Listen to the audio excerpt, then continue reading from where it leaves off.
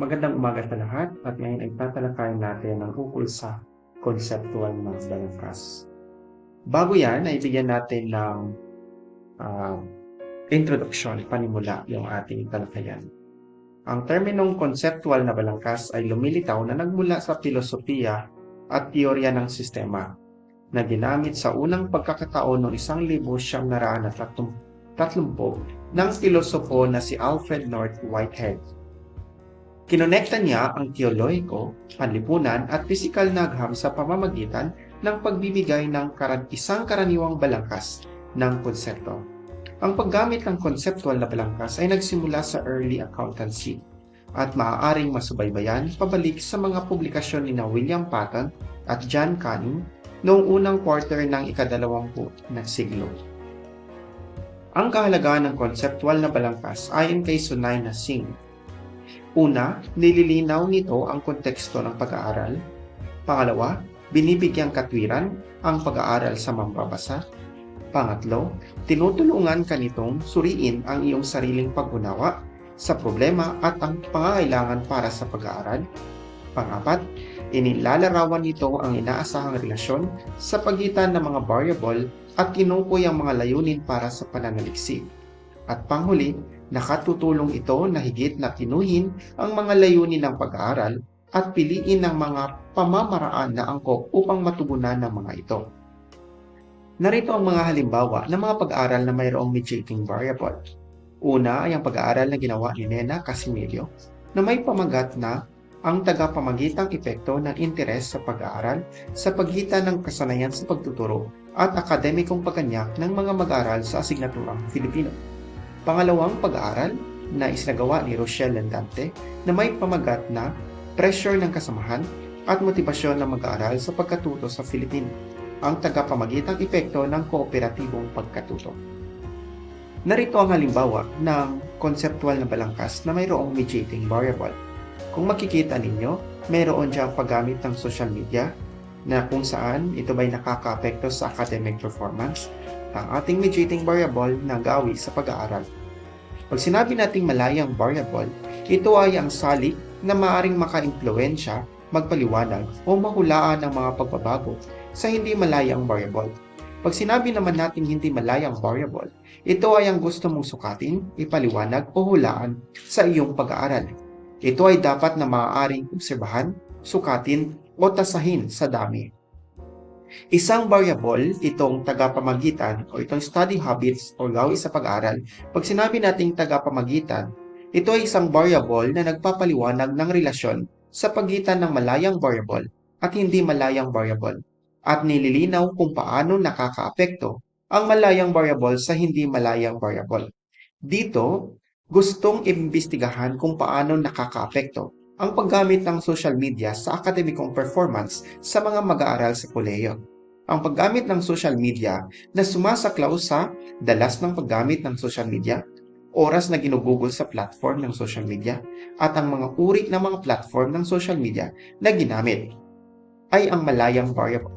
At ang academic performance na sumasaklaw sa mga marka ng pagsusulit at pagdalo sa klase ay ang hindi malayang variable.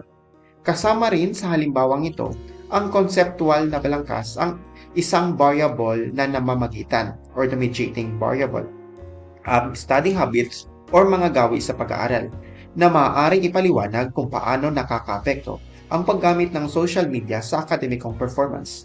Ang mga gawi sa pag-aaral, oras na ginugol sa pag-aaral, kapaligiran sa pag-aaral, at ang paggamit ng mga tulong o mapagkukunan sa pag-aaral ay maaaring kumilos bilang isang mekanismo kung saan ang paggamit ng social media ay nakaka-impluwensya sa mga resulta ng academic. Ito naman ang halimbawa ng isang conceptual na balangkas na mayroong moderating variable. So, ang ating binigay dito na halimbawa ay ang disiplina sa sarili. So, mamaya malalaman natin ano ang kaibahan ng moderating variable at ng mediating variable. So, kung makikita ninyo, ang paggamit ng social media ay nagkukos siya ng isang study habits rin. No? Parang isa rin yung dahilan.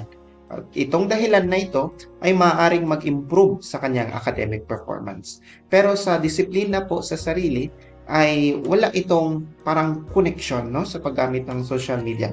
Kumbaga, ito lang yung magiging dahilan ng pagbaba or pagtaas ng academic performance. Kung wala siyang disiplina sa sarili or kung mayroon siyang disiplina sa sarili. So, pag sinabi nating moderating variable, ay isang moderating variable, disiplina sa sarili ang pinipakita dito. Ito yung antas ng pagpipili sa sarili at regulasyon sa sarili, kakayahang pamalaan ng mga distractions at mga kasanayan sa pag-prioritize, no? Ay kasama upang suriin kung paano maaaring maka-impluwensya ang mga individual sa pagkakaiba sa pagpipigil sa sarili at disiplina sa relasyon sa pagitan ng paggamit ng social media at academic performance. So ngayon ay magbibigay tayo ng kaibahan. Anong kaibahan ng mediating variable at moderating variable? Pag sinabi nating mediating variable, ito yung dahilan ng epekto. Ang dahilan ng epekto. Pag sinabi nating moderating variable, ito ang kontekstualisasyon ng epekto. Isang halimbawa lamang, itong kuryosidad ay ito rin isang dahilan para matuto yung isang tao. At itong kuryosidad ay magdudulot siya ng discovery. At itong discovery ay napapalakas ang kuryosidad para mayroong learning na mangyayari. So ito po yung mediating variable. Dito naman sa kabila, itong curiosity ay nakakaapekto sa learning. At itong distractions naman, kumbaga, ito na yung nagpapababa or nagpapataas ng learning ng isang. So, ito yung moderating variable. So, mayroon tayong criteria para sa mediating. Sinasabi dito, it must be any causal antecedent of DV. Yan po yung ating kailangan para malaman na ito ay mediating variable. So, it means na ang moderator must not be a causal effect of IV. So, kumbaga wala masyadong relasyon, no? Yan yung sa moderator variable, moderating variable natin. So, ngayon ay pupunta tayo sa ano ninyo ang sarili ninyo kung ito ba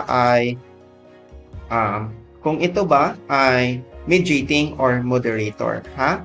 Kung halimbawa, ang ating malayang variable or independent variable ay exercise, no? And ang ating dependent variable o hindi malayang variable ay weight loss. So, dahil sa pag-ehersisyo, naka-apekto siya para bumaba yung timbang ng isang tao.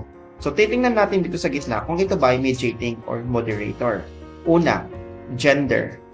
Kung titingnan ninyo, exercise ba ay nagdudulot ba siya ng kasarian ng isang tao? Hindi.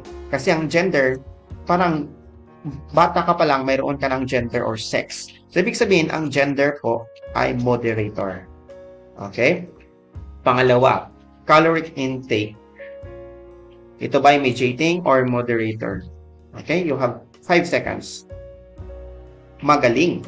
Ang caloric intake po ay isang mediating. Kasi po kapag ikaw ay nag-ehersisyo, pagkatapos yan, nagdudulot siya na kailangan mong kumain ng mga pagkain na mayroong calories, no? So, ibig sabihin na tutulong siya para ikaw rin ay bumaba yung timbang. So, ibig sabihin, ang caloric intake po ay isang mediating variable. Pangatlo, well-being. You have 5 seconds to answer. Ito ba ay mediating or moderating variable?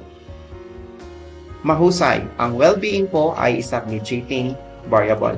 Kasi kapag kayo ay nag-ehersisyo, ay nagdudulot yon. Kumbaga mayroon talaga siyang konektado siya sa pag-ehersisyo. Itong maganda sa sarili yung well-being mo. So kapag ikaw ay maayos sa sarili mo, nagdudulot din siya ng itong sa DB mo. Mayroon siyang impact. So that is mediating variable.